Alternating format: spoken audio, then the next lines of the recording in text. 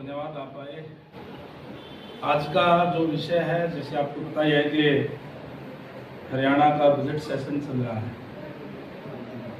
और 2 तारीख को हमारे माननीय सीएम साहब आदरणीय नायब सैनी जी ने, जो प्रदेश के वित्त मंत्री भी हैं, उन्होंने हरियाणा का बजट पेश करने का काम किया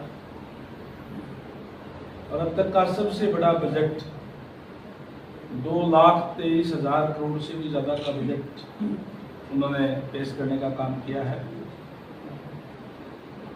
और इस बजट के अंदर जिस तरीके से हमने चुनाव के अंदर संकल्प पत्र के माध्यम से जो वायदे किए थे, उन वायदों को पूरा करने का काम और इस प्रदेश को और ज़्यादा विकास की गति देने का काम वाला बजट जो है वो पेश करने का काम किया है। माननीय सीएम साहब ने जो संत परंपरा है उसी से के तीर्थ कर, नाम जप और वंड छक, इसकी शुरुआत करके इस बजट को पेश करने का काम किया। जहां हमने चुनाव के अंदर हमारी बहनों से, महिलाओं से वायदा करने का काम किया था कि हमारी सरकार आने पर हम लाडो लक्ष्मी योजना शुरू करने का काम करेंगे। जहां माननीय सीएम साहब ने अपने पहले ही कार्यकाल में, पहले ही साल के अंदर 5,000 करोड़ का बजट का प्रावधान करके उसको अंत्योदय से शुरू करने का काम किया। 25 सितंबर 2025 से, यानी कि जिस परिवार की आय 1 लाख रुपए तक की थी, उन हमारी महिलाओं को उसमें शुरुआत करके और 2100 रुपये देने की शुरुआत की। वहीं उसमें अब विस्तार करते हुए जिन परिवारों की आय 1,80,000 है, यानी जो बीपीएल परिवार है, उन सभी महिलाओं को इसमें इसी साल से चालू करने का काम जो है सितंबर से घोषणा करने का काम किया है। और हम अगर अलग अलग इसको देखेंगे तो सभी हर जगह बजट को बढ़ाने का काम किया है। चाहे हम स्वास्थ्य की अगर बात करें तो स्वास्थ्य के अंदर भी 32% बजट को बढ़ाने का काम किया है और 14,007 करोड़ का बजट का प्रावधान इसमें किया गया है, जिसमें 7 जिलों में MRI मशीनें लगाई जाएगी और 18 जिलों के अंदर अल्ट्रासाउंड की मशीनें भी लगाई जाएगी। और उसको आज विपक्ष कई बार आवाज़ उठाता है कि आपके पास रेडियोलॉजिस्ट नहीं है, और PP मोड के ऊपर उसके अंदर उसको काम शुरू करने का काम किया है, ताकि सरकारी हॉस्पिटल्स के अंदर भी जो प्राइवेट हॉस्पिटल के तर्ज के ऊपर इलाज जो है मिल सके। इस तरीके का प्रावधान इसके अंदर रखा गया है। शिक्षा की अगर बात करें तो शिक्षा के अंदर भी बजट को बढ़ा करके, जहां 25 मॉडल संस्कृति स्कूल पहले से ही हमारे हैं, PMC स्कूल भी हमारे अलग अलग जगह पे खोले गए हैं। वहीं उसी तरह के ऊपर, क्योंकि आज जमाना पढ़ाई का है और भारतीय जनता पार्टी की सरकार आने पर युवाओं में को एक विश्वास दिलाने का काम किया है। आज युवाओं के अंदर एक विश्वास है कि हम पढ़ेंगे तो शिक्षा के दम पर हम किसी भी क्षेत्र में जाए, चाहे वो सरकारी क्षेत्र के अंदर जाए, चाहे प्राइवेट सेक्टर के अंदर जाए, पारदर्शिता से आज युवाओं को आगे बढ़ने का मौका दिया जा रहा है। वहाँ जहाँ जो गरीब परिवार के बच्चे हैं उनको भी यूँ ना लगे कि हम प्राइवेट स्कूलों के अंदर पढ़ नहीं पाए या इंग्लिश स्कूलों के अंदर पढ़ नहीं पाए। इसलिए जहाँ जिस तरीके से संस्कृति मॉडल स्कूल खोले गए थे, उसके अंदर शुरुआत से ही इंग्लिश की शिक्षा भी दी जाती है और जो प्राइवेट स्कूलों के अंदर जो जितनी पढ़ाई होती है उससे भी ज़्यादा, क्योंकि जो अच्छे एजुकेटेड टीचर्स जो भर्ती किए जाते हैं वो आज संस्कृति मॉडल स्कूलों के अंदर शिक्षा दी जा रही है। वहीं इस साल 250 सीएम श्री स्कूल भी हरियाणा प्रदेश के अंदर खोले जाएंगे नए, जिसके अंदर बच्चों को इंग्लिश की जो शिक्षा है वो शुरुआत से ही उसके अंदर देने का काम जो किया जाएगा। और बच्चों को रोजगार के अंदर आगे जाने के लिए एआई डिजिटल का भी जमाना है, उसके अंदर भी 1 लाख युवाओं को ट्रेनिंग देने का प्रावधान इसमें रखा गया है। और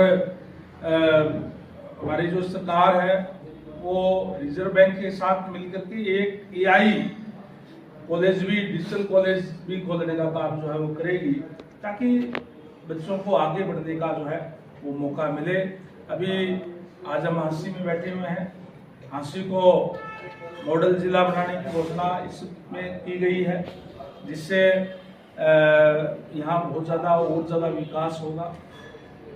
HSVP भी हमारे जो है, क्योंकि लोगों को कई बारी सेक्टर जो काटने बंद हो गए थे, उसमें जो आबादी बढ़ती है, प्लाटों की ज़रूरत होती है, तो HSVP के सेक्टर भी ई भूमि के ऊपर ज़मीन खरीद करके और काटने का निर्णय जो है वो लिया गया है सरकार द्वारा। अगर हम बात इंफ्रास्ट्रक्चर की करें तो हमारे PWD विभाग के भी लोक निर्माण के अंदर भी 22% से ज़्यादा का बजट इसमें बढ़ाया गया है और इसमें लक्ष्य रखा गया है कि 5000 किलोमीटर की सड़कों का हम नई कारपेट करने का काम करेंगे।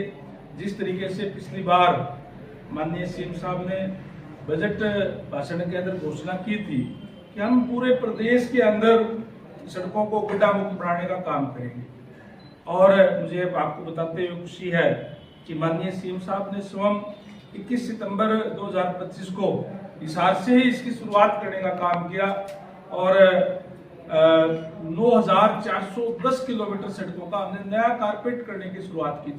22 करोड़ रुपए का खर्च आया और हमारा टारगेट यह है कि 31 मार्च तक उसको हम काम को कंप्लीट करने का काम करेंगे। आज मैं बड़े गर्व के साथ कह सकता हूँ पूरे हरियाणा प्रदेश के अंदर हमने सड़कों को गड्ढा मुक्त बनाने का काम किया है, जो ज्यादा पुअर कंडीशन के अंदर है। अगर उसके अगर कहीं आपको खड्डा दिखाई देगा तो उस पर नया कारपेट का काम चलता हुआ आपको जो है उसमें दिखाई देगा। और 5000 किलोमीटर हम अगले साल फिर इस प्रोग्राम के अंदर लेकर के एक अच्छे इंफ्रास्ट्रक्चर प्रदेश को देने का काम हम कर रहे हैं। आज हरियाणा प्रदेश के अंदर डबल इंजन की सरकार है और हरियाणा के अंदर 23 जिले हैं। आज हर एक जिला नेशनल हाईवे से कनेक्टेड है और कई जिलों के को तो कई नेशनल हाईवे जो है उसको लगते हैं। आज हमारी PWD की सड़कें हैं वो भी बहुत अच्छी हो गई है और 3500 किलोमीटर सड़कें हमारी 12 फुट की सड़कें थी PWD की, उसके भी हमने निर्णय लिया और इसी 31 मार्च तक हमने उसमें से 1275 किलोमीटर की सड़कों को 12 से 18 फुट करने का काम किया है और 2225 किलोमीटर की जो सड़कें हैं उनको हमने नए साल के अंदर हमने उसको 12 से 18 फुट करने का निर्णय लिया है। यानी अब पूरे प्रदेश के अंदर कोई भी सड़क आपको 12 फुट की PWD की दिखाई नहीं देगी। मिनिमम चौड़ाई उसकी 18 फुट की होगी, 18 फुट या उससे ऊपर तो हमारी 4 लेन भी हम बनाने का काम करते हैं। फारूक नगर के अंदर भी हमने 4 लेन बाईपास बनाने का निर्णय लिया है और जो पलवल के अंदर भी और जो फरीदाबाद की साइड भी जो है 4 लेन सड़कें बनाई जाएगी, ताकि जहाँ जहाँ जरूरत है एलिवेटेड रोड भी वहाँ बनाया जा रहा है। ये इस तरीके से यानी पूरे प्रदेश के अंदर हम बहुत ही अच्छा इंफ्रास्ट्रक्चर देने का काम करेंगे। आज जरूरत है कई जगह पे हमारे अभी हमने निर्णय लिया है कि नए विश्राम गृह भी कई जगह पे हम बनाने का काम कर रहे हैं। पूरे प्रदेश के अंदर शायद 18 विश्राम गृह है जो हमने मैं शायद आंकड़ा ये थोड़ा ज़्यादा हो सकता है, तो वो हम नया बनाने का काम जो कर रहे हैं। इसी तरीके से पब्लिक हेल्थ के अंदर भी पिछले बजट से 8.1% बजट बढ़ाया गया है।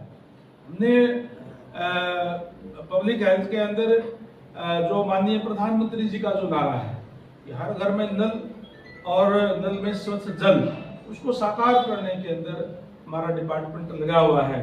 हमारे सामने दो तरीके की समस्याएं पब्लिक हेल्थ के अंदर अभी आ रही है, क्योंकि हम दो तरीके से पानी पीने का पानी जो है सप्लाई करने का काम करते हैं। एक तो नहर आधारित और दूसरा ट्यूबवेल आधारित। जो नहर आधारित है जिसके अंदर हमारा हिसार भी है और चरखी दादरी और भिवानी और फतेहाबाद का कुछ एरिया, ये कुछ ऐसा एरिया है जहां चवा ऊपर आ गया पानी का, और ऊपर आने से जब वो वाटर टैंक बनाए गए थे तब वो काफी गहरा पानी था और वो आरबीसी के वाटर टैंक बनाए गए थे। हमने प्रदेश के अंदर ये चेक किए हैं, ऐसे कुल 446 वाटर टैंक ऐसे हमारे हैं जिनके अंदर हमारी इस समस्या से हमें जूझना पड़ रहा है, क्योंकि वो चवा आने से नीचे का पानी मिक्स उसके अंदर हो जाता है और उसमें दिक्कत आ रही है। तो हम 44 टैंक तो इसी साल के अंदर उनको लेके हमने आरसीसी के बढ़ाने का काम हम करेंगे।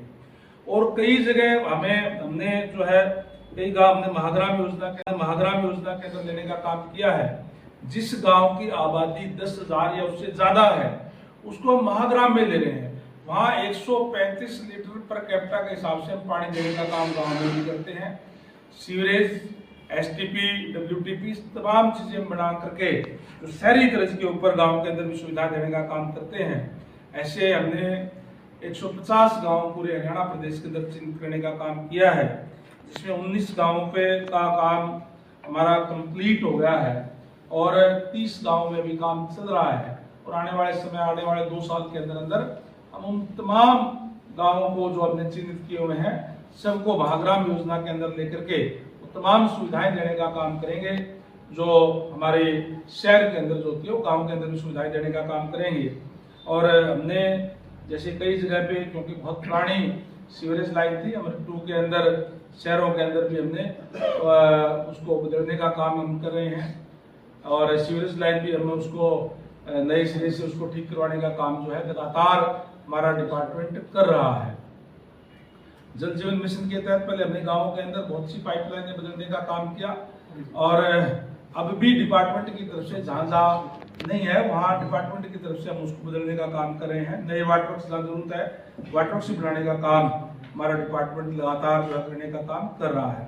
इसी तरीके से अगर हम एग्रीकल्चर सेक्टर की हम बात देखें तो एग्रीकल्चर के अंदर भी चाहे वो नई गांव के अंदर हाट मंडियां बनाने की बात हो, एफपीओ बना करके जो हमारे जो कृषि उत्पाद है, चाहे वो फ्रूट है, सब्जियां हैं, वो भी उसके अंदर वहाँ अलग अलग गांव के अंदर बना करके वहाँ एफपीओ द्वारा उसमें सप्लाई जो है वो की जाएगी, ताकि किसानों को लाभ देने का काम हम जो कर सकें। जो किसान परंपरागत खेती से, हम चाहते हैं कि परंपरागत खेती से हट करके किसान जो है खेती करने का काम करें, ताकि उसको खेती जो है उसको मुनाफे का सौदा जो है बढ़ सके, हमारी जमीन भी बची रहे। इसलिए जहाँ गन्ने जो हमारा जो धान है जहाँ बिजाई होती थी वहाँ 8,000 रुपये प्रति एकड़ धान की फसल छोड़ करके दूसरी लगाते हैं तो देने का काम करते थे, उनको 2,000 रुपये और बढ़ाने का काम सरकार की तरफ से किया गया है। वहीं देसी की कपास की बिजाई पे भी पहले 3,000 रुपये प्रति एकड़ के हिसाब से देने का काम जो सरकार की तरफ से किया जाता था उसको भी बढ़ा करके 4,000 प्रति एकड़ के हिसाब से करने का काम जो है वो किया है। और जहाँ दालें वगैरह जो लगाने का काम जो किसान करता है उनको भी अलग से पैसे देने का काम जो है उसको प्रोत्साहन देने के लिए गन्ना ज़्यादा से ज़्यादा उगाया जाए, उसके लिए भी जो गन्ना के हमारे किसान हैं उनको भी प्रति एकड़ के हिसाब से 3,000 रुपये एक्स्ट्रा देने का काम जो है उसका प्रावधान इस बजट के अंदर किया गया है।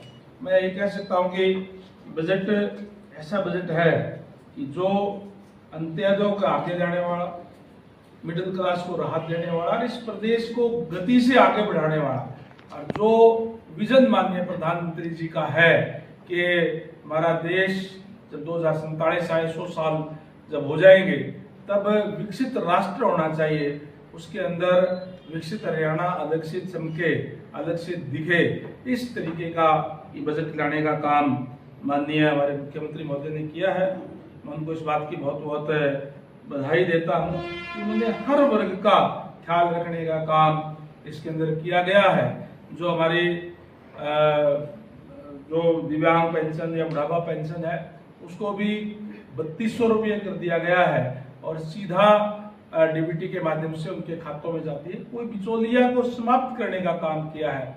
जो सरकार का एक विजन है कि हम जीरो टॉलरेंस की तरफ जाएं, कोई भी भ्रष्टाचार हमारे प्रदेश के अंदर ना हो, उसकी तरफ लगातार कार्य करने का काम हमारी सरकार जो है वो कर रही है। आज सारी की सारी फसलें किसानों की एमएसपी पे खरीदी जा रही है और एमएसपी पे खरीद के 48 घंटे के अंदर अंदर डीबीटी के माध्यम से सीधा किसानों के खातों के अंदर वो पैसा जो है जाता है और ताकि उनको कोई दिक्कत परेशानी किसी तरीके की जो है वो ना हो। हरियाणा एक ऐसा प्रदेश है जिसमें किसानों की सारी फसलें जो है एमएसपी पे खरीदी जाती है। जिसको जो फसल हम एमएसपी पे नहीं खरीदते जैसे बाजरा है तो उसका हम भावांतर भरपाई देने का काम जो है वो किसानों को करते हैं। मंत्री जी बहुत लंबा हो जाएगा, एक क्वेश्चन है आपसे। हुड्डा जी कह रहे थे कि कर्ज लेके कर्ज उतारने की काम कर रहे हैं। देखिए, मैं इस बात के लिए धन्यवाद और बधाई देना चाहूंगा हमारे माननीय मुख्यमंत्री महोदय को। एक कर्ज लेके एक इसका पैमाना है। जब हुड्डा जी का राज था तब वो जो कर्ज लेते थे बिल्कुल लाल लकीर के अंदर तक जाता था। आज हम जितना कर्ज ले सकते हैं उससे भी हम कम लेने का काम कर रहे हैं। यानी कि कर्ज जो राजकोषीय जो घाटा है वो 2.65 रखा गया है, जबकि जो 25-26 का जो है वो 2.66 है। उससे भी 0.1% कम करने का काम जो है वो इसमें रखा गया है। और जो एक हमारा जो है कि हम 3% तक जीडीपी का उस तक अब कर्ज ले सकते हैं, 3% लेने का काम नहीं किया बल्कि 2.66% लेने का काम किया। और विपक्ष की बात अगर मैं कहूं तो आप पिछले 11 साल का रिकॉर्ड उठा करके देखें, जैसे टेप रिकॉर्ड ऑन कर दिया हो, केवल वही शब्द उनके दिखाई देंगे। बिना हकीकत वाला बजट भी कहा जी, बिना हकीकत वाला बजट है, ये कोई सच्चाई नहीं है। पुराना जो है उठा लिया तो पेश कर। देखिए, मैंने कहा ना, उनका तो केवल और केवल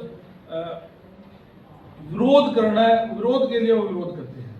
देखिए, प्रजातंत्र के अंदर पक्ष और विपक्ष दोनों ही बड़े अहम होते हैं और इसकी जिम्मेदारी प्रदेश की, देश की जनता लेने का काम करती है।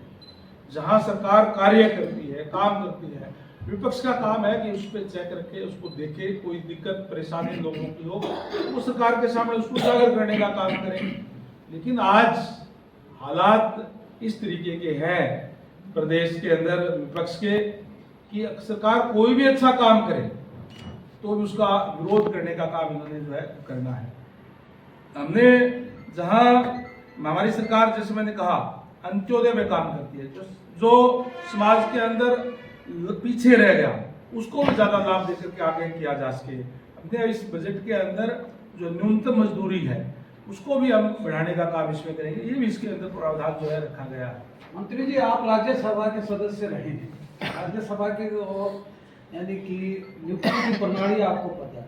क्या सतीश नांदल जी के लिए क्या व्यू रचना रची है कि भी वो इंडिपेंडेंट आपके उपाध्यक्ष हैं, आप ही के समर्थन से खड़े हैं, क्या फिर कोई शाही वगैरह का चक्कर चलेगा क्या? देखिए, ये प्रजातंत्र है, प्रजातंत्र के अंदर हर व्यक्ति को चुनाव लड़ने का अधिकार है। हमारा जो कैंडिडेट है वो संजय भाटिया जी है और हमारे पास नंबर पूरे हैं। वो राज्यसभा में भारतीय जनता पार्टी की तरफ से जाएंगे। कोई भी व्यक्ति कोई भी चुनाव के अंदर कहीं भी खड़ा हो सकता है, उसमें कोई किसी को कोई मनाही नहीं है।